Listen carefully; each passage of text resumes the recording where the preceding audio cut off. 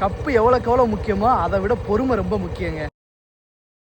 அதுதான் ஏர்னிங்ஸே கம்மியாக வருது. ஏன் அவ்வளோ ஹார்ட் ஒர்க் பண்ணுறீங்க? கூடிய சீக்கிரம் நம்மளோட ஒர்க் பேட்டர்னை மாற்றுறோம், ஆனால் ஒர்க் பண்ண போகிறத மாற்ற போகிறதில்ல.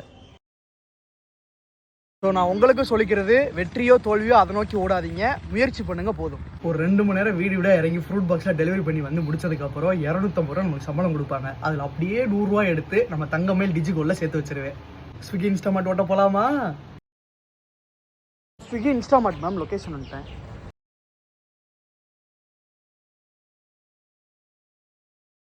மணி 3 ஆயிடுச்சுங்க. 3 மணி கரெக்டாக ஆஃபீஸ் வரைக்கும் பெரிய டாஸ்க்காக இருக்குங்க. மணி 9 ஆயிடுச்சு மக்களே. டேட்டா என்ட்ரி வேலை முடிஞ்சிச்சு. அடுத்து ஒரு 3 மணி நேரத்துக்கு ஸ்விக்கி இன்ஸ்டாமார்ட் தான். ஆஃப்டர் லாங் டேஸ் கஸ்டமர்லேருந்து ஒரு 15 ரூபா டிப்ஸ் வந்திருக்குங்க. Sir Swiggy Instamart sir, location வந்துட்டேன். கடைசி வரை இதே பேட்டர்னில் ஒர்க் பண்ண போகிறது இல்லை, இதே மாதிரி டெலிவரி ஒர்க் பண்ணிகிட்டு இருக்க போகிறது இல்லைங்க.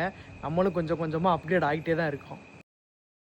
மணி 12 மணி மேலே ஆயிடுச்சு. ஸ்விக்கி இன்ஸ்டாமார்ட்டில் தான் இருக்கும். சுற்றி பாருங்கள், யாருமே இருக்க மாட்டாங்க. ஏன்னா 12 மணிக்கு அப்புறம் ஆர்டரே வராது. பூரா முடிச்சுட்டு வீட்டுக்கு கிளம்பிட்டாங்க. நம்மளும் கிளம்ப போகிறோம். ஸ்விக்கி இன்ஸ்டாமார்ட் ஒரு 5.25 மணி நேரம், ஃப்ரூட் பாக்ஸ் ஒரு 2 மணி நேரம், டேட்டா என்ட்ரி ஒரு 6 மணி நேரங்க. கிட்டத்தட்ட பார்த்தீங்கன்னா ஒரு 13 மணி நேரம் 12 நிமிஷம் நம்ம வேலை பார்த்துருக்கோம். மொத்தம் நம்ம சம்பாரிச்சிருக்கிறது வந்து 1100 ரூபாங்க. அதில் பெட்ரோல் 200 ரூபா போயிடும், பேலன்ஸ் வந்து 900 ரூபாங்க.